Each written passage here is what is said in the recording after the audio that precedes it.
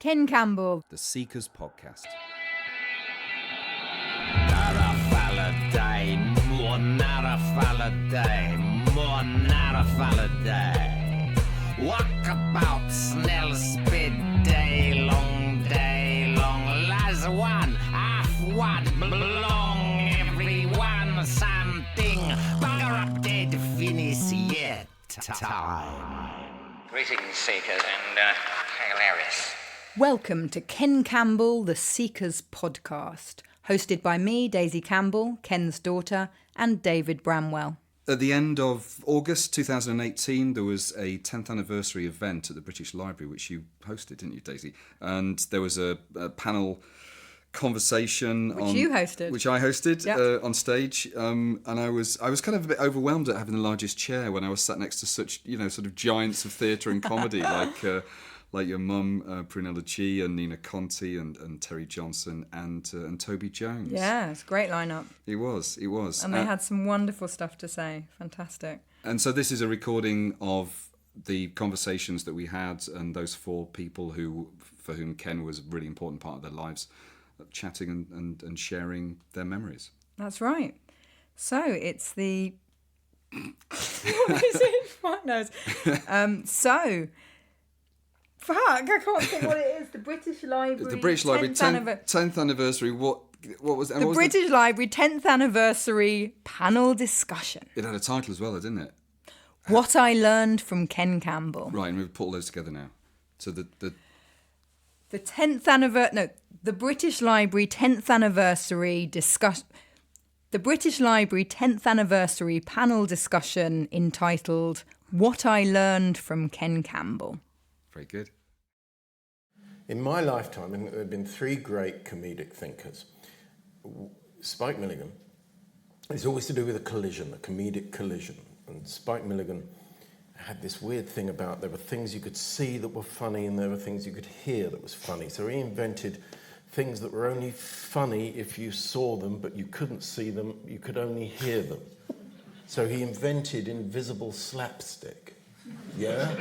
That was Spike's great gift. It's a kind of collision of two things. And then there's Peter Cook, who collided satire with the surreal, two completely opposed modes of thought, and they clash in the Spike brilliance. And Ken, for me, is up there with them. For Ken, I think the collision was something to do with the universal and the mundane. That something very small can be something very big. That you can talk about the universe as if it's a matchbox. You can talk about a matchbox as if it's a universe. And this was constant in the way he spoke. You know, he didn't drink for a long time at the end of his life, and I didn't know this. I offered him a drink once, and his response was, "No, I've had mine." So, a glass of beer becomes a universal concept of how you live a life. Yeah, it seems to me that absolutely anything could be made to be funny, or has its funny side, but I mean, with certain things and issues, you wouldn't get thanked for pointing that out. I mean, you might well get strung up, but it nonetheless does. And I've had many thoughts regarding that. I've like folk who put on very serious stuff. Well, should they be permitted to, if they don't at least secretly know what the funny side is, or where that is to be seen? Maybe you have not got the proper, real, I don't know, objective or artist's vision on the thing, to be mounting this stuff unless you actually know what the funny side is. Whether I'm going to be serious or not in anything I do, I don't really feel that it's an issue or something that I've got hold of, unless I could be funny about it if I wished. Do you know what I mean? Yeah. What? That's, I suppose, just my stance. I'm really not giving this out as what everyone has to do, but that's my stance on it.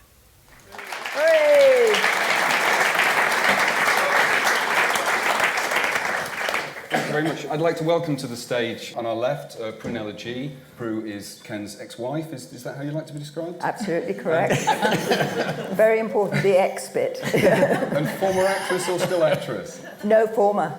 Former actress Former. and psychotherapist. Yes. And a doctor. And doctor. And Nina Conti, who is entertainer, comedian and ventriloquist.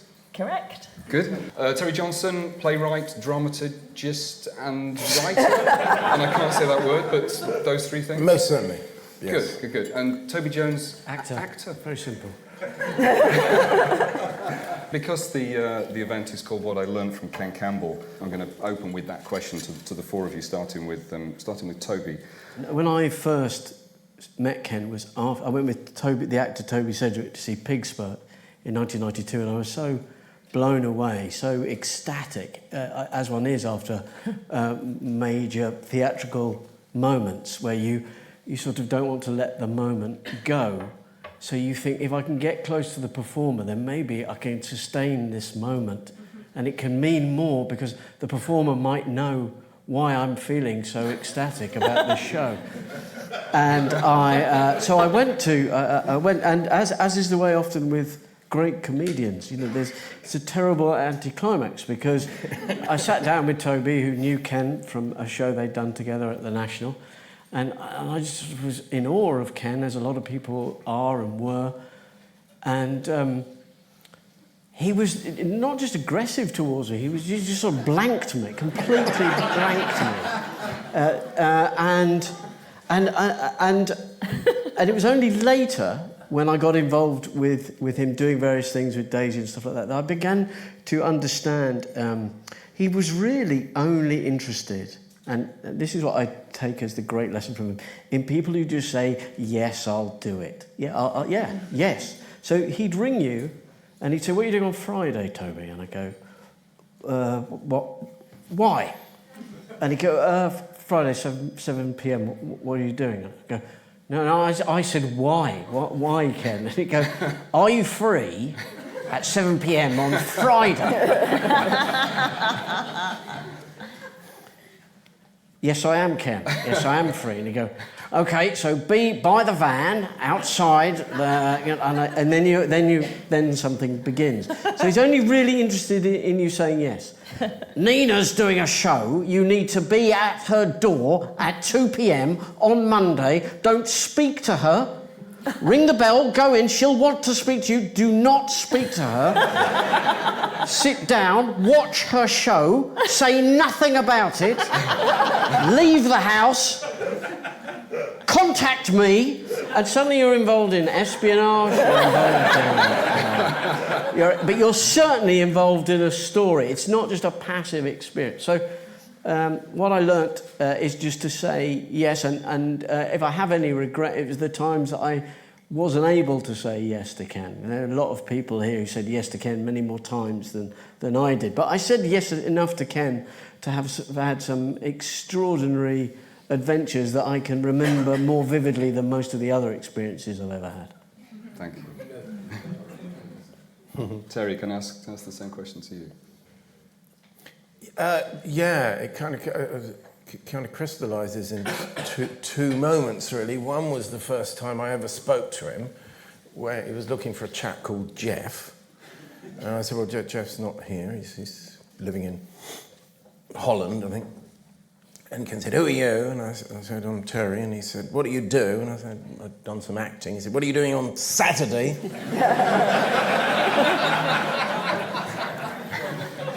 He said, can you do accents? I said, yeah. He said, good, Broadbent's fucked off, you've got his parts. So the first teaching was that there were alternatives. There were alternatives to Saturday, or your Saturday, certainly. And so the comedy of comedicness and alternatives happened because he handed me Neil Oram's 14-inch play full of everything that was happening that I knew nothing about while I was growing up. So I got all that. Yeah, and for me, the other infamous climax was the drunken moment when he pinned me to the wall with a bony finger on my bruised sternum. and went, "You know what your trouble is? Apart from your incessant desire to orchestrate misery."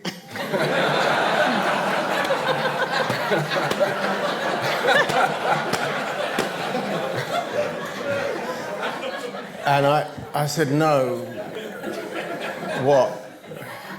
And he went, "You've got a switch there, and it's off." And it's taken me quite a lot of my life to realise that moment granted me a huge percentage of my personality. I will pass over the question to Nina. I think there's a lot still to learn from him, because there's a lot he sort of suggested to do that I still haven't done. One was to learn how to do Tuvan chanting and go to Mongolia. And I haven't mastered that yet. But then I'm remembering just sort of acting, because before ventriloquism, I hung around him when he was directing The Warp and got a few parts. And it was when he wrote me a one-woman X-rated ventriloquial farce. And he was in it, and he was off on the toilet for the whole thing. So I had to throw my voice to him on loo, and there were all kinds of things, spirits that went up my nose, and then it wasn't roomy enough, so they moved down to my arse, and I remember whinging, going, "I don't want to talk to my arse."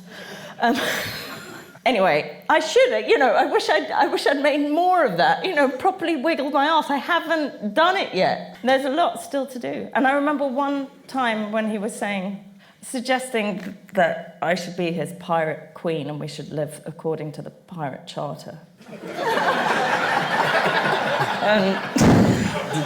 Did you find out what that charter was? I only remember all booty was to be shared. That was the first thing.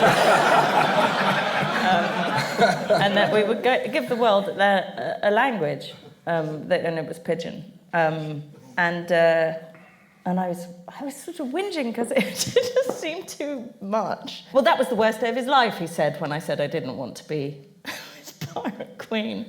I mean, I didn't know that he really meant it so much. And then when I'd come round the next day, and he was still in quite a bad mood, he was wearing his underpants over his trousers.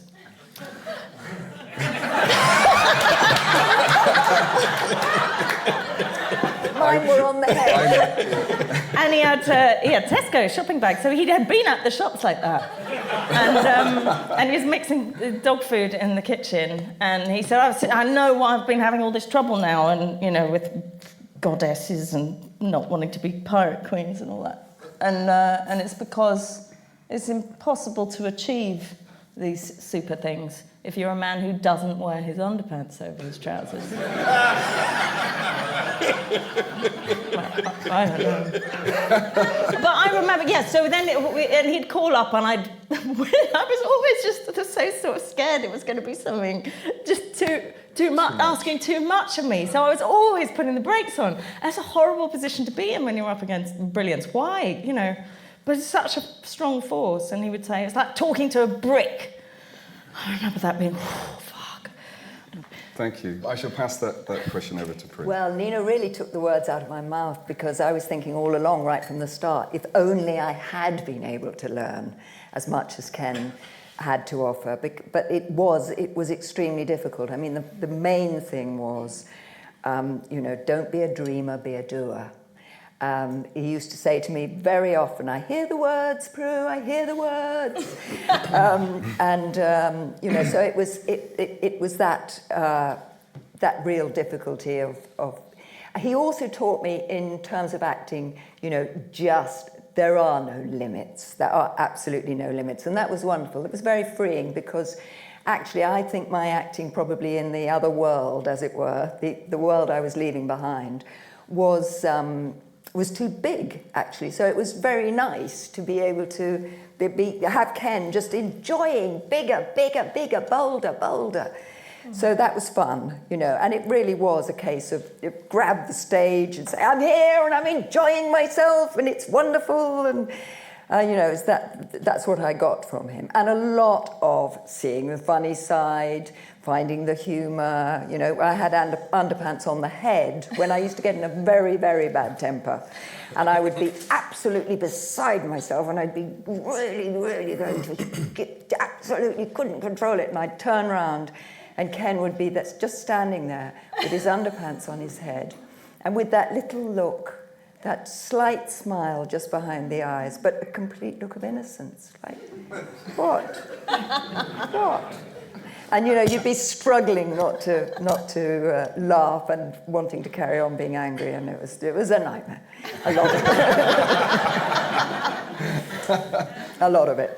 So, but you remained friends for the whole of your lives, didn't you, together? And you went on holiday to Anglesey twice a year? Yep, that's right. No, I mean, Ken from the age of 26, when I very first met him, until the very end, we were always friends. I mean, Ken and I were absolutely perfect together when we weren't trying to have a relationship.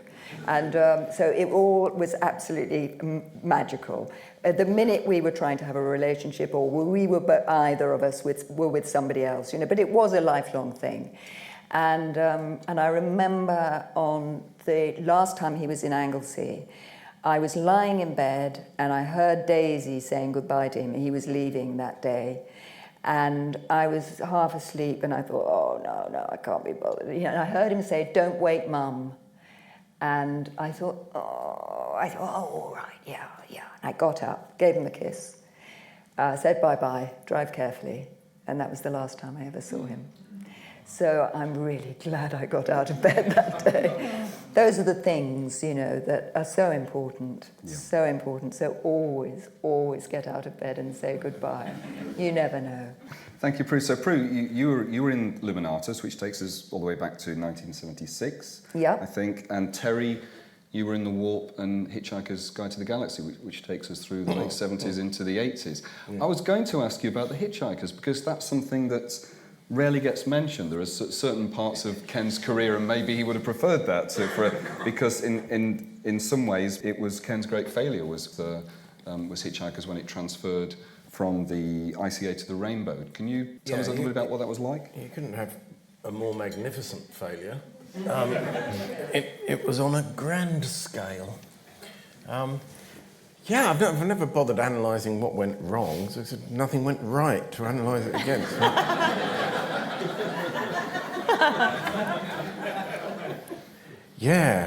Hitchhiker.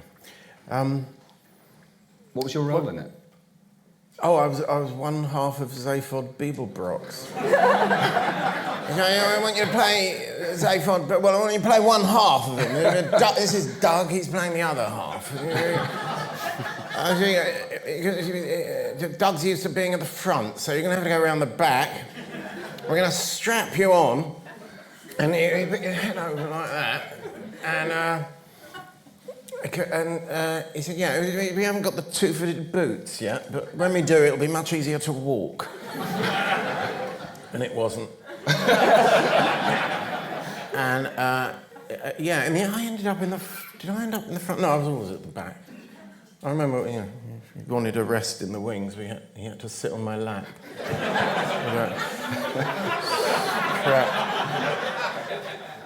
But the opening night that went up at 7:30. There were 3,000 people turned up for the opening night. It went up at 7:30, and we ran out of scenery at 8:10.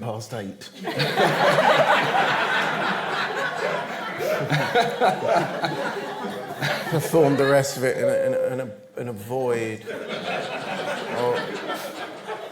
The whale.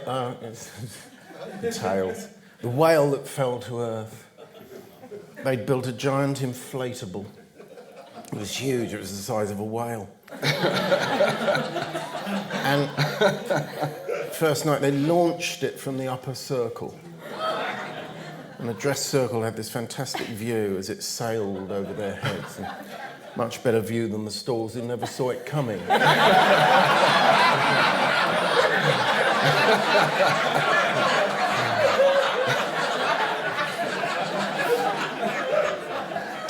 Two writs for personal injury. by the Friday morning. So we never saw the whale again, which was a shame because it was the highlight. And represented 70% of the budget, which is why there was not much left. So, but the play had been successful at the ICA. Hugely apparently. Successful. How did it go wrong then? Was it just moving to too large a venue? Yeah. Ken used to say about casting, he said, you just cast it out there. He said, you don't go and summons them. Although he did, well, that's not fair. He did summon a few people of overt talent, but he would often just throw it out there and go, well, he can be in it because he's turned up. And I think what happened with the Hitchhiker was I think there was a degree of availability problem. Because Jim had gone there and even John Joyce was off doing some rep or something, and I think that the wrong people just turned up. Their timing was immaculate. Well, a couple of honourable exceptions, I hasten to add, but basically everybody who turned up on the Tuesday morning or when they started couldn't do it much, including myself. I mean, I'm not really Seyfried Beeble-Brooks kind of chap. So no, but there were some honourable exceptions. Of course, there were some people who were very good in it, but yeah, on the whole, we just didn't know what we were doing, and I don't know. Did Ken keep his enthusiasm for it all the way through, or did he recognise that it was failing and get frustrated with it? Yeah, he was pretty sad about it. It was not a good time. It was a tough time. It was a very tough time. He tried to cheer us up mid-run by inventing the Royal Dickens Company. And he succeeded. We used to sit in the dressing rooms and type letters from Trevor to the board, and from the board to Trevor announcing that the RSC was no longer doing Shakespeare, it was only going to do Dickens.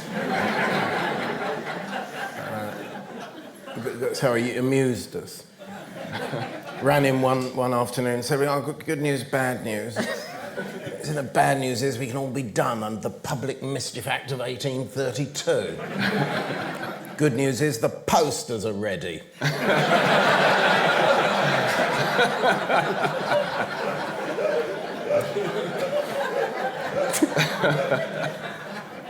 So Terry, you were in the original Warp in the 70s, and Toby, you were in the first, was it the first reincarnation of... Oh, I don't know. I don't know what... There were several iterations, I think, because Alan Cox had told me about his experiences of doing it, and I was so... continuing what I said before, it became an opportunity to meet Ken, and I said, do you think I could do it when they do it again? He said, and I don't know how it happened, but I got the call, we've got a contender, and a contender, we're going to see whether he can do the warp by testing him on his lines. He's from Canada. And I said, all right. He said, he claims to know the 24-hour plan. My immediate sympathy was for this guy, who'd obviously, if he did or didn't know, he'd certainly had a tilt at it, and he said, trouble is, he can learn 9 of the 10 plays, but the 10th one keeps falling out of his head. So if you'd like to come along and test him with us, we're going to see whether he's up to it. And I thought, well, God, if he can do it, man, I mean, he's an extraordinary actor. So I went along to... this is the other thing with Ken, just these little points you should say is you always got to see parts of London that you didn't know existed. So, be here this time. OK, I was there, basement of a bookshop, Chalk Farm Road, whatever that bookshop was, and we went down, and there were a lot of people there who I'd never met before, and there was this contender, like having to prove that he knew the lines. He was very much not the person being supported. He was just sort of prove, even though he'd paid for his own ticket to come over. And I just felt this huge sympathy for this guy. I was going, how can you treat people like this? And treat him like that, he did. And I think a couple of weekends later, I said... the other problem you have to stop because these things just bleed into other memories. But he did say, "Oh, Toby, good, yeah, you come here, you're going to play Bob God." And he said, "Then where's Aliki? Aliki, over here, Aliki." And this sort of Greek actress with, you've got to imagine the basement is not a rehearsal space. It's a kind of, just a basement of a bookshop. "Aliki, come over here. Toby doesn't play Bob God, you're going to play his wife." And she went, "But Ken, I'm an academic, I'm from Greece." He said, Toby, this is a leaky chapel. A leaky chapel? Really? Really, your name's a leaky chapel? Yeah, my name's a leaky chapel. Okay. Okay. So a leaky chapel was suddenly my wife, and we were playing Bob God. I said, "The thing is," and she's, "But Ken, I can't do Australian accent." She said, "Very simple, Cockney with a squint." Like that. And sure enough, if you do Cockney with a squint, you do get to Australian eventually. It's a very good, as so much of his direction, very good, practical solution to clearly. A slightly intractable academic not wanting to act in a 24-hour play, Anyway, we did do it, and I've got visions in my head of what happened, because this guy was so up for it, and I'd never been anywhere near. I was so naive, because Alan had sort of, he'd suffered somewhat in doing the 24-hour play. And I said, "Yeah, so what other parts do you want me to play, Ken?" He said, "Well, you be in 1, 2, 6. There's that for you in 4, 8... and then come on at 10 when we do the thing." And it's stupid. And then all these people looked at me like, naive, so naive. Because they all said, "You ask for a part in 1 and then 9 and 10. You don't ask for the middle bit, that's when you sleep." And anyway, so we did it. And I remember waking up in Brentwood Arts Centre, another place I hadn't visited before, and in Brentwood Arts Centre, and looking over at the contender, who seemed to be the only person awake in the room in the middle of plays 6 or 7. And I sort of woke up for my next cue like that, and there didn't seem to be anyone to act to. Clearly this was perfectly normal, because all the other cast were backstage having a perfectly nice time, and I sort of went, "This is extraordinary." All the audience are asleep. And there's this guy still going through the play, through the play, naked, like that. And in my mind's eye, actually making love to someone on stage, like that, actually making love. And in candlelight, and they were so absolutely beautiful. And I was literally like, sort of looking at this going, "This is quite the most extraordinary thing I've ever seen." And there's something so beautiful about it. And there's something so wonderful about the faith in the room. There's something that is certainly relates to the origins of why the fuck we do this stuff anyway. That is about nothing to do with delivery of a project. It's to do with somehow believing that energy together generates something special. And I remember that I actually had to go, when we got to the play 10, maybe it was Ken that night, I don't know, someone was blowing a horn, and Roddy McDevitt came out in this character who had words written all over him. I remember literally, I was exhausted, so there's that, but I was just like nearly having to go into a quiet corner and cry to myself, and I didn't know why I was crying. And it was something about the endeavour, the sheer endeavour of it, and the commitment of all the people I was with, and a lament for my own scepticism, and a lament for my own inability to say yes always. And I think that there was that in his work, in a lot of his writing, that there's a melancholy in his writing. And Daisy had it in her show last night. There's a moment in all of his work where you suddenly go, God, this must cost something for Ken, that everyone isn't at this pitch.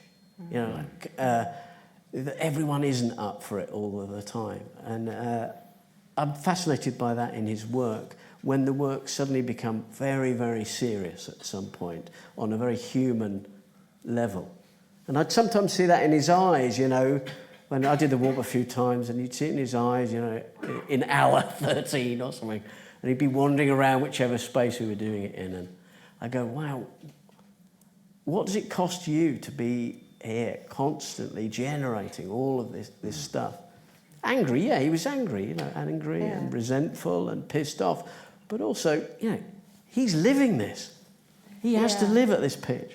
Toby, I just really want to pick up on that because, I mean, that's such a beautiful description of the soul of Ken, and it so often gets left out of the story. You know, we all get the Kenisms, the funny stories, the crazy, the weird. It's very much become the sort of go-to Ken.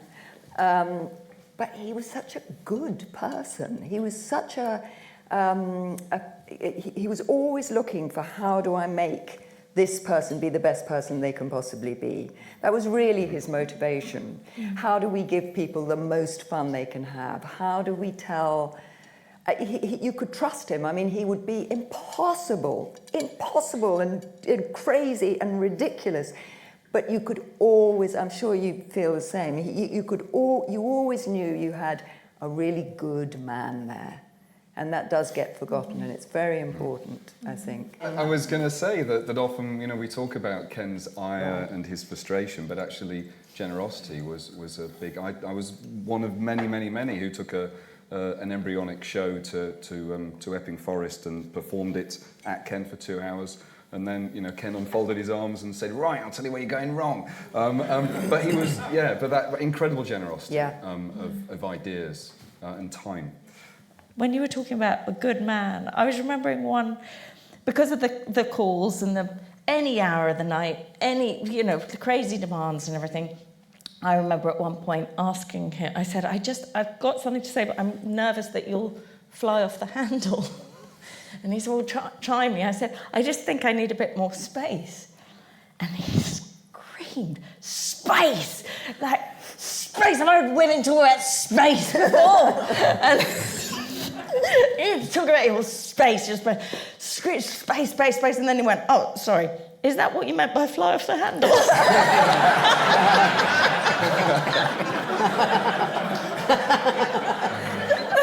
and as fast as it would accelerate, it was it completely dropped. Yeah. That's kind of wonderful. And would mentorship be a suitable word for part of your relationship with Ken?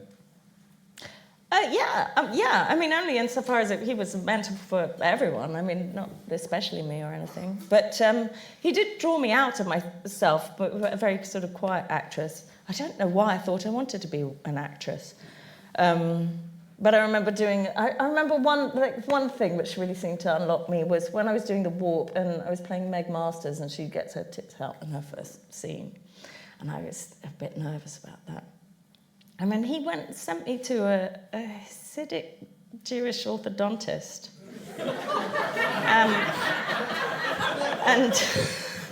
And with a picture of Beatrice Dahl, who has a gap between her teeth, and said, get him to make you those. And it was such a funny thing to go to this very religious household that was all rabbis on the walls and scriptures and stuff. And it was a topless picture of Beatrice Dahl with squirting milk out the gap of her teeth onto her breasts. And I had to say, could you make me some of these teeth? And he did, and he was like rocking his baby in one hand whilst taking my impression, and there were like 11 children in the house. I mean, this is like one of many incredible scenes that you have in your... think, well, how did I get there? Anyway, and so I had these teeth. I put these teeth in, and then I could do the scene topless, no trouble. It was as if I was wearing a mask. It wasn't really me anymore. Nothing really mattered. I thought just such a brilliant sort of sideways... I mean, he didn't do that so I could do the scene topless. That was just a sort of the collateral of it. But it was amazing to find, like, wow, Ken, you've really, like, thank you. I didn't know teeth could do this. And in terms of your career as a ventriloquist, did Ken spot a talent there, or were you goaded into it, or was it a coincidence? No, it really was coincidence. I mean, I've looked back along. I've reverse engineered a real logic to it, which was that I was sort of a clown who didn't want to wear the nose, and so these other characters can show who I can be without me having to do it because of my resistance and everything. So it was sort of perfect for me in that way. But it was accidental because He was teaching lots of people ventriloquism. And for ages I was sort of thinking, well, I'm not going to get on the Ken train with the vent thing, because that's not really something I like, ventriloquism. And then, I was at the Royal Shakespeare Company trying to be a normal actress after having done the warp, and it doesn't work because you can't go back.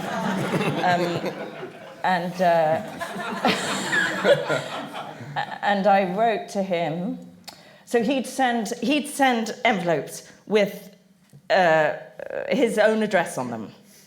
He said, I want to write a book to an actor about acting. So whilst you're at the Royal Shakespeare, if you've got any questions about acting, put them in these envelopes and I'll send you these chapters as answers. And Sis Berry, the voice coach of the Royal Shakespeare Company, had said that I had the kind of voice that she couldn't listen to. So I put that in one of my questions, and he wrote back. No, he didn't write back. Several questions had got chapters, but that one got a phone call going, oh, if you want to know about voice, you have to be a ventriloquist and you'll learn to be a vocal acrobat in a way that Sis Berry doesn't understand. But you have to promise that you'll do some homework. And so then he sent a Teach Yourself Ventriloquism kit, which was a box that had kind of, like a lollipop stick and various 31 booklets. And a puppet, and a big puppet at the stage door. So you can't say no to that gift. You can't not give it a go. And he went to those lengths. You can't, So I practiced, and then I practiced on my own in my bedroom and thought, oh God, he's right. This is so fun.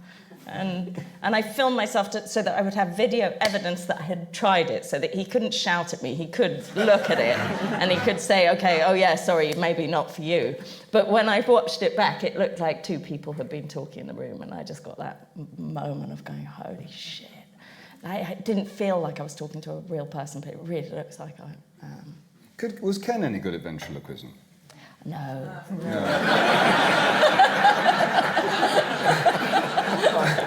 No, there was nothing like a still mouth. Well, nothing like it, Did anyone on the stage get subjected to the Jackie Chan weekend marathon of you did, Toby? You did.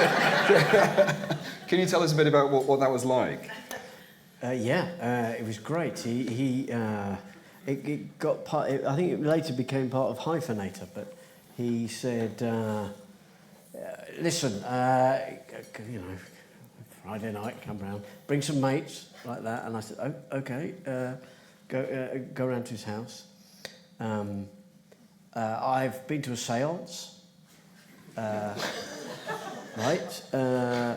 And the medium said she had Laurence Olivier on the line, and did anyone there have any questions for Sir Lawrence?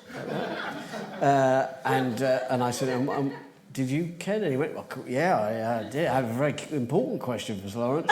I asked, who was in Sir Lawrence's opinion, who was the greatest living actor? And the answer came back, Jackie Chan.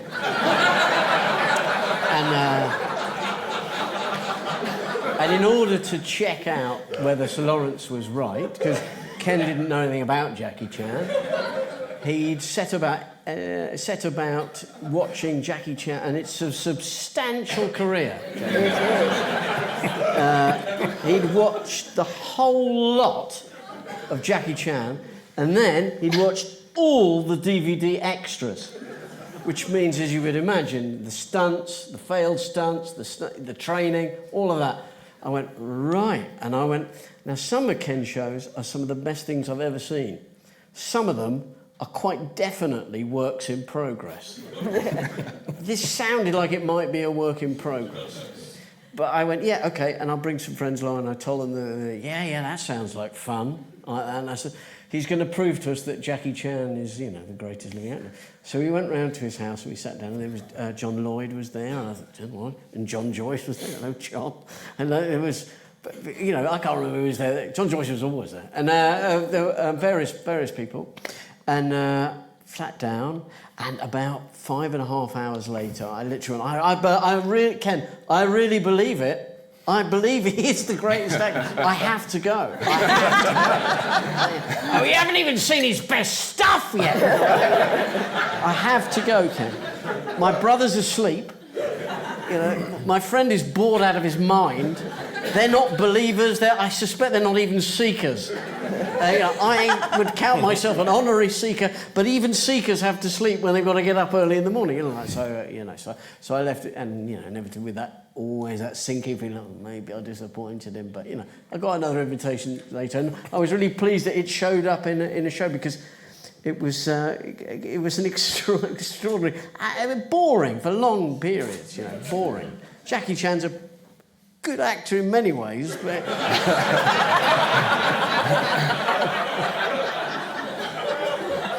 we don't go up for the same jobs,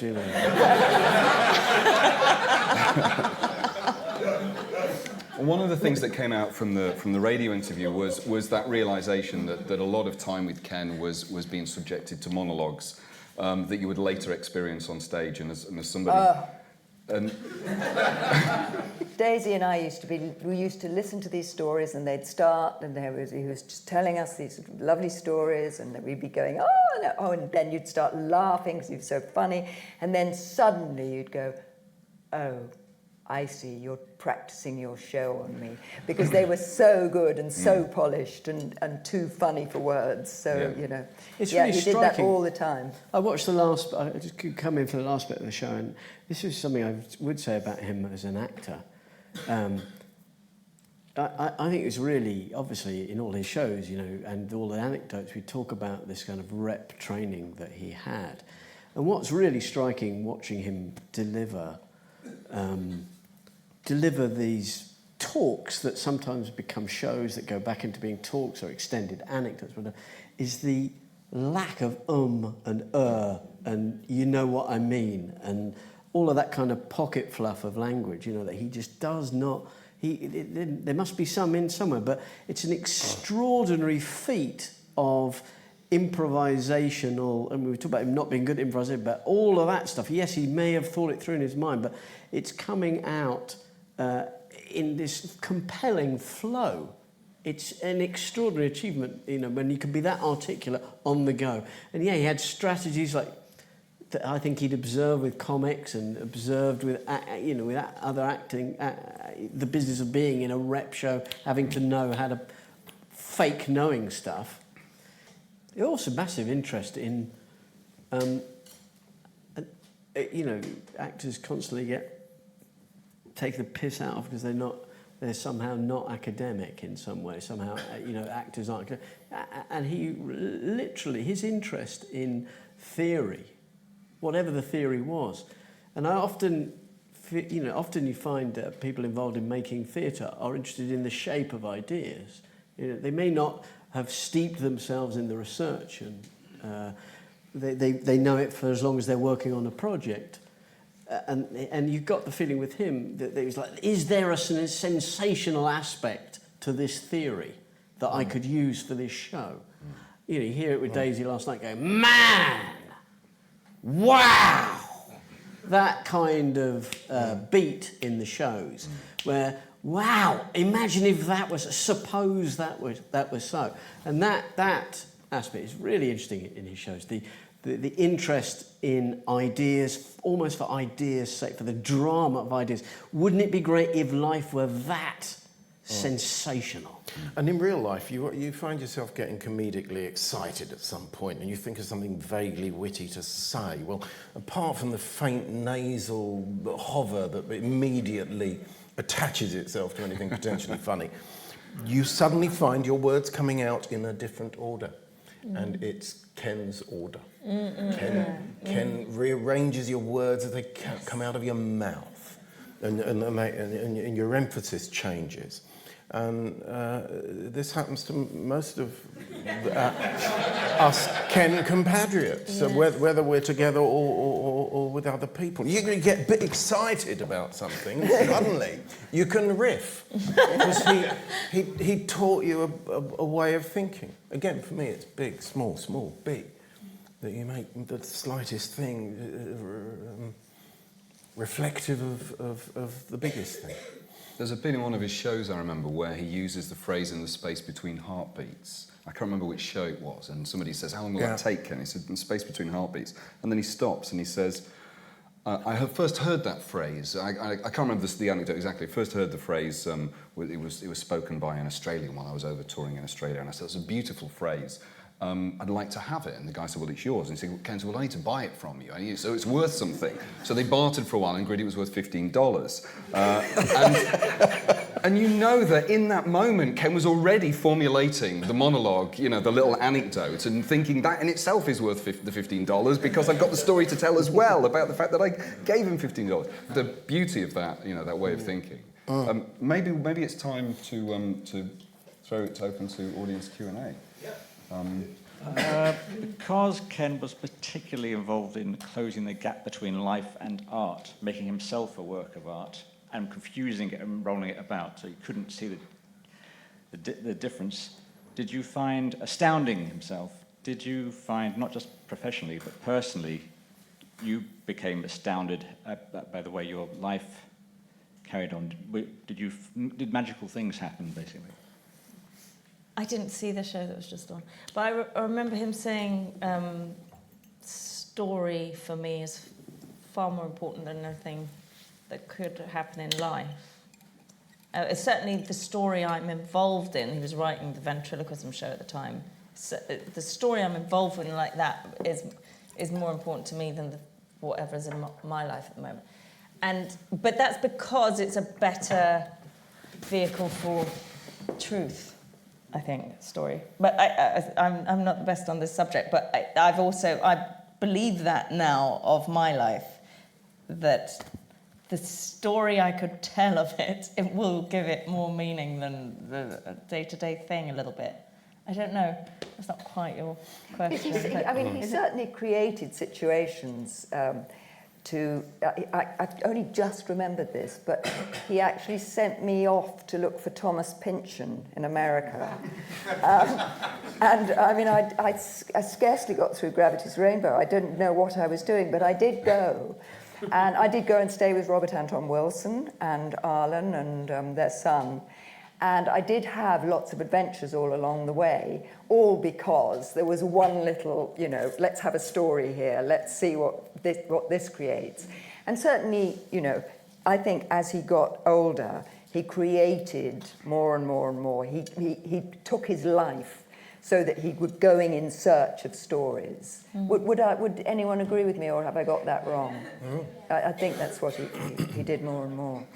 You talked about words coming out differently after, finding yourself almost like talking through Ken.